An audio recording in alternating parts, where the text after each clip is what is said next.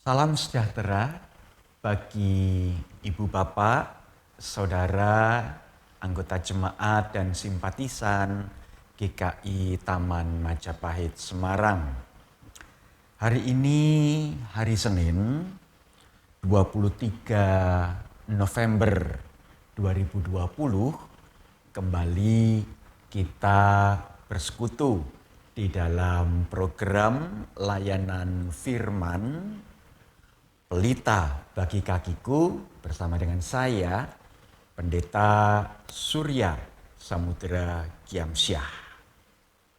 Mari Ibu Bapak, Saudara yang terkasih, kita mengawali acara kita pada hari ini dengan bersama-sama berdoa terlebih dahulu.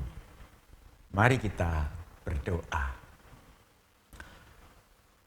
Bapa Surgawi, betapa hati kami bersyukur untuk segala berkat dan rahmat yang Engkau telah anugerahkan kepada kami, sehingga kami boleh tiba pada hari ini dengan penyertaan yang sempurna yang Tuhan nyatakan di dalam kehidupan kami.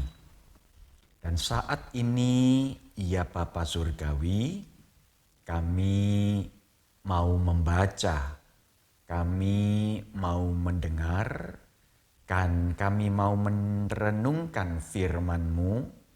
Oleh karena itu kami berdoa, memohon kiranya Roh Kudus memimpin, menerangi, menolong kami semua untuk mengerti, memahami, dan menghayati isi hati Tuhan. Berkata-katalah, ya Bapa, kami siap untuk mendengar. Kami memohon pertolongan Roh Kudus hanya di dalam nama Yesus Kristus, Sang Firman kehidupan itu. Amin. Ibu bapak, saudara yang terkasih dalam Tuhan Yesus Kristus, renungan kita diambil dari bacaan leksionaris 2 Timotius pasalnya yang kedua, ayatnya yang ke-8 sampai dengan ayat yang ke-13. 2 Timotius 2 ayat 8 sampai dengan yang ke-13 akan saya bacakan. Demikianlah firman Tuhan. Ingatlah ini, Yesus Kristus yang telah bangkit dari antara orang mati, yang telah dilahirkan sebagai keturunan Daud. Itulah yang kuberitakan dalam Injilku. Karena pemberitaan Injil inilah aku menderita, malah dibelenggu seperti seorang penjahat. Tetapi firman Allah tidak terbelenggu. Karena itu aku sabar menanggung semuanya itu bagi orang-orang pilihan Allah, supaya mereka juga mendapat keselamatan dalam Kristus Yesus dengan kemuliaan yang kekal. Benarlah perkataan ini. Jika kita mati dengan Dia, kita pun akan hidup dengan Dia. Jika kita bertekun, kita pun akan ikut memerintah dengan Dia. Jika kita menyangkal Dia, Dia pun akan menyangkal kita. Jika kita tidak setia, Dia tetap setia karena dia tidak dapat menyangkal dirinya. Sampai sedemikian jauh pembacaan firman Allah yang berbahagia ialah kita semua yang menyimpan firman Tuhan ini di dalam hatinya serta melaksanakan dalam hidup setiap hari. Haleluya. Ibu bapak, saudara yang terkasih di dalam Tuhan Yesus Kristus. Salah satu pokok pembicaraan, pokok percakapan, pokok permasalahan di dalam pelayanan Timotius adalah bahwa pada saat itu berhembus berbagai-bagai ajaran mengenai siapakah Yesus.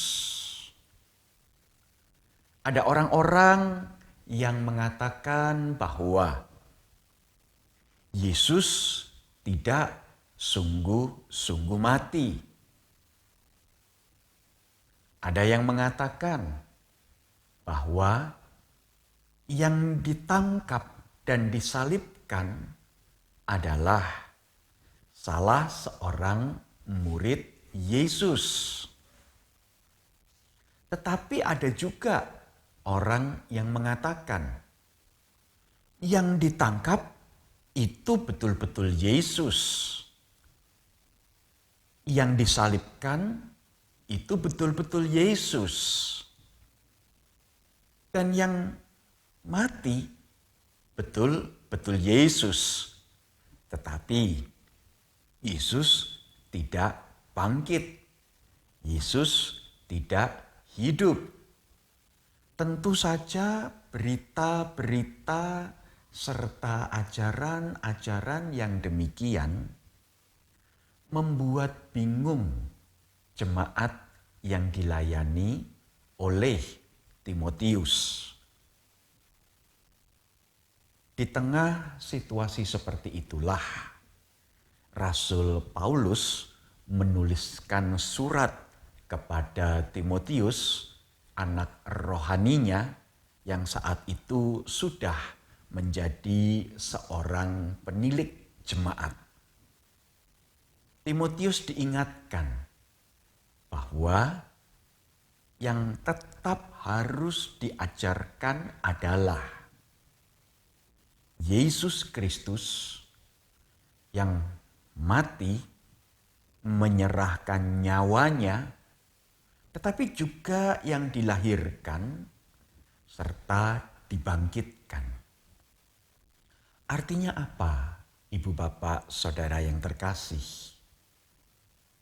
Rasul Paulus mau mengingatkan Timotius bahwa yang engkau harus ajarkan, yang engkau harus beritakan adalah Injil Tuhan Yesus Kristus yang lahir, berkarya, dalam hal ini mengajar dan melakukan berbagai-bagai tindakan, bahkan sampai Yesus yang mengalami sengsara, wafat, dan kemudian bangkit. Engkau harus mengajarkan Yesus secara utuh. Nah, ibu bapak, saudara yang terkasih dalam Tuhan Yesus Kristus, memahami dan menghayati siapakah Kristus dan apakah ajaran serta karyanya tidak bisa kita pilih-pilih sesuai dengan apa yang cocok dengan diri kita. Misalkan, ibu, bapak, saudara sedang berada dalam kondisi ekonomi yang sukar, maka ibu, bapak, saudara hanya mau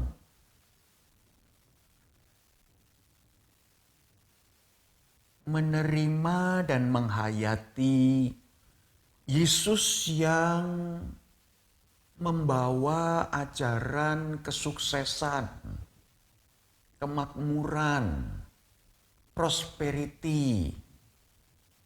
Tidak bisa. Ya, Yesus adalah Allah yang turun ke dalam dunia untuk memberkati manusia.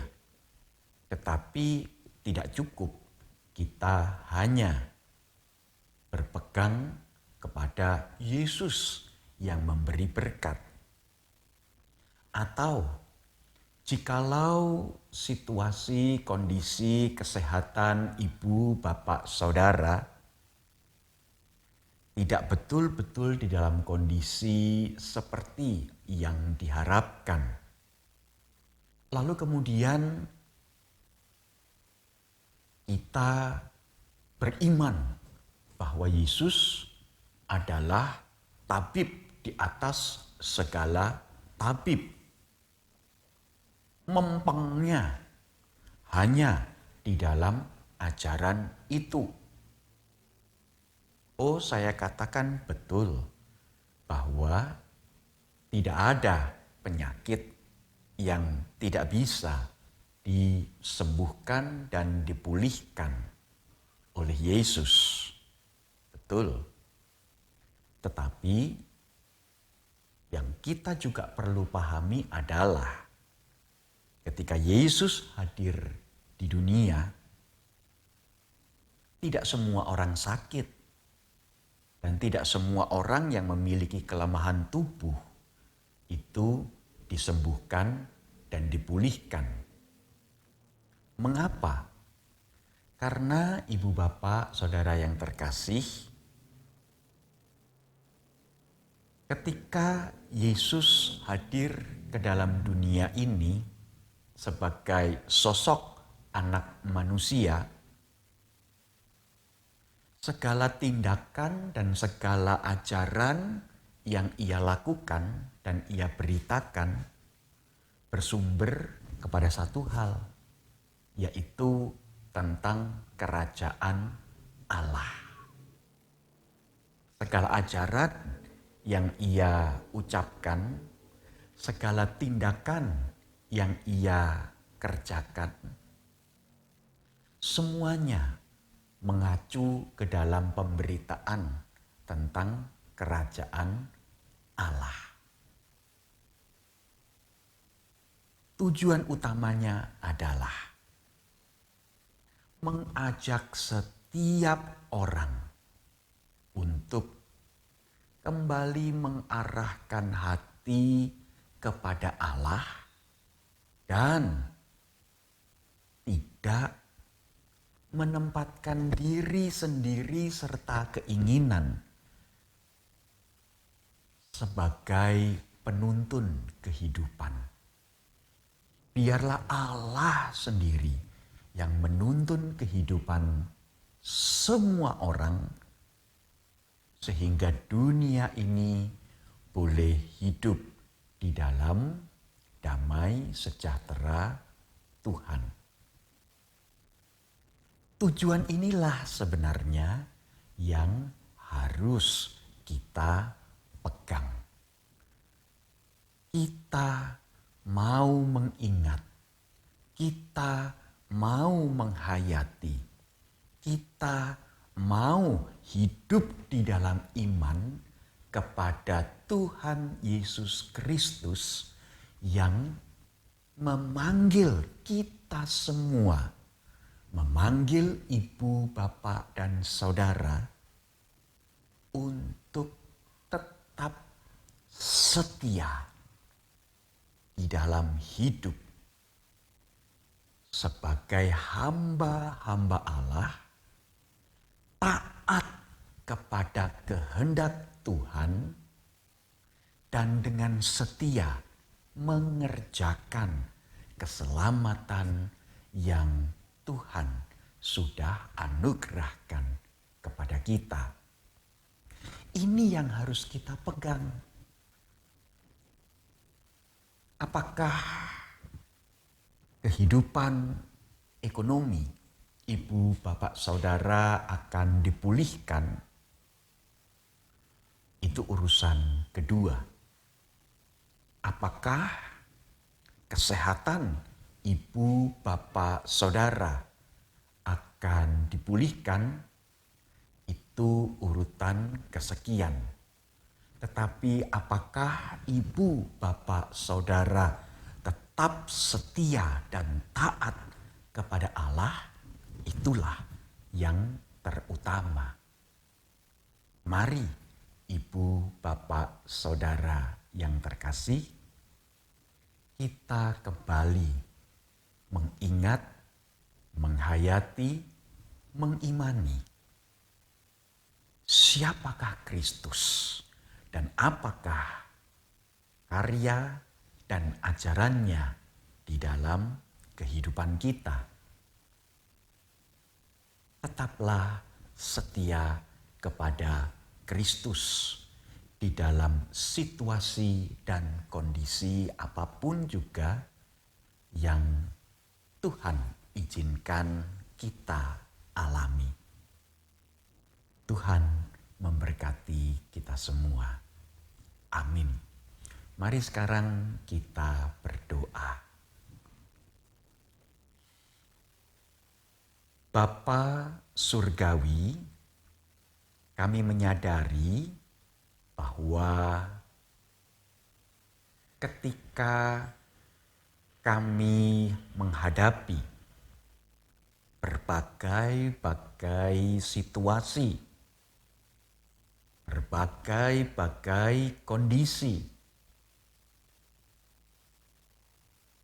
kami tidak selalu dapat tetap teguh, kukuh, dan setia hidup mengikut Engkau.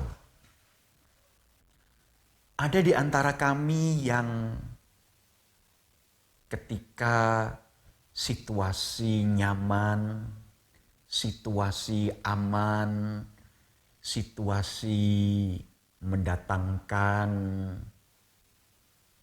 kondisi hati yang tidak kemerungsung, tidak gundah gulana, tidak merisaukan. Kami justru lupa untuk meletakkan hati dan kehidupan kami ke dalam tangan kasih-Mu. Kami takabur.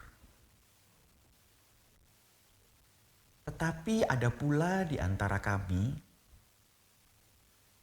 ketika situasi dan kondisi menjadi gelap, berat, sukar, kami mempertanyakan kasih setia Tuhan. Katanya Engkau baik, katanya Engkau kasih.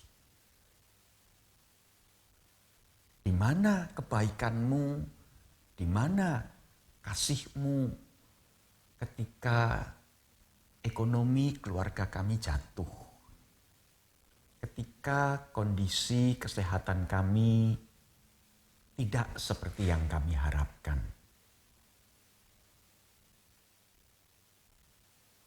Bapa Surgawi, kami berdoa memohon Engkau tetap